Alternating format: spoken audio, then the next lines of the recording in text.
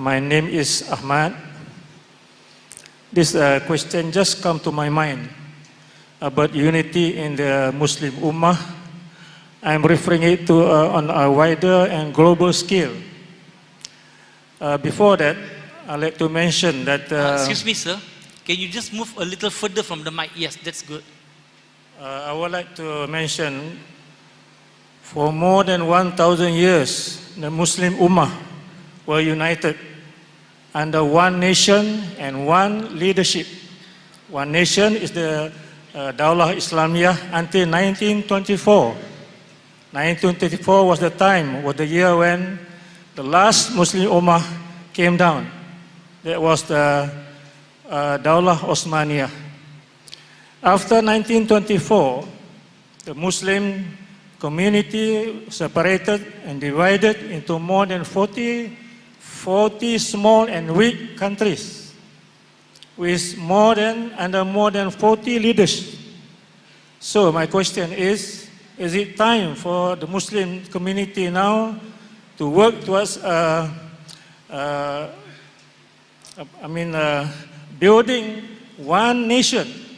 For example, from Morocco to Indonesia, under one leadership to get the real unity. Brother, that's the question that the Khilafah, the last Khilafah, we had a Khilafah Islam, Osmania in Turkey, which was by the enemies of Islam. They got together and they had it abolished, and there were protests throughout the Muslim Ummah in 1924. And you forgot to mention there was a pact. There was a pact by the enemies of Islam which made with Ataturk that for 100 years they cannot claim. And that 100 years is going to end in the next 5 years. I think it's 1923, it's not 1924. So in 2023 or 2024, after 5 years, this pact between the enemies of Islam and Ataturk of Turkey is going to end. And we have one bold Muslim leader, the Erdogan, who's fighting with the odds. And Alhamdulillah, we pray to Allah that may Allah support him. And the full world is against him. They tried a coup to remove him. Allah helped him. Alhamdulillah. And he's fighting against the Western world, being in Europe, that there is any change from the prime ministership to presidentialship. And he won that. And we leave it in the hands of Allah subhanahu wa ta'ala. We pray for him. Inshallah, if the Muslim is again united in one banner. But the problem is, most of the Muslim countries would not want to be under one banner. The problem is the Muslim. If all the Muslims today, 2 billion Muslims unite under one, they will start thinking, if he becomes leader, where will my seat go?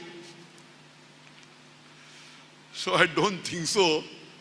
Unfortunately, the Muslim countries will agree. But if they agree on a common, they can come and discuss common, not that anyone wants to take away your power. Even if they take away your power and give you Jannah in return, that's a very good bargain. But the problem is, how many Muslim politicians in the world they care for Jannah? How many? I don't know. Maybe you can count on your fingertips. Very few. So we pray to Allah subhanahu wa ta'ala that the enemies of Islam are joining together. And many of our Muslims are helping the enemies to attack the Muslims. What more do you want? What can you do? This is the state our beloved Prophet had predicted. He predicted it. We at least, number one, what we should do is see to it that I should see that I myself, am I following the Quran or Sunnah? Allah will not question me on the Khilafah when I am not responsible for it.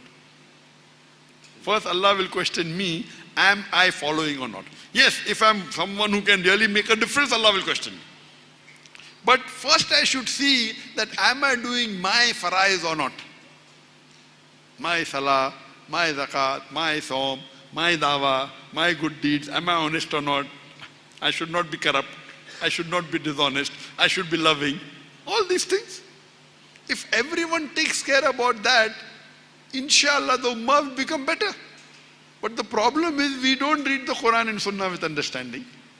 And anyone who follows Quran and Sunnah, you say the person is backward. Who is more forward than our beloved Prophet Muhammad sallallahu alaihi wasallam?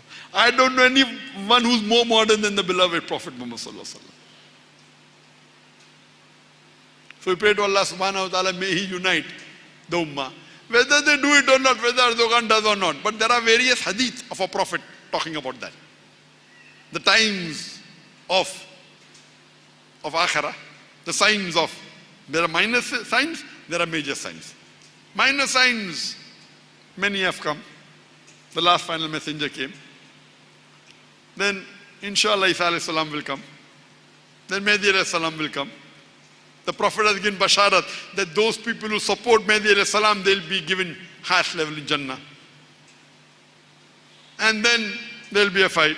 Then there'll be a war. Then again Khilafat will be reinstated. Inshallah it will. Whether we live or not, we don't know. It will come.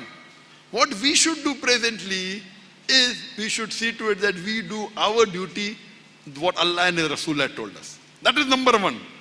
Your personal. Then your society. Then the higher level.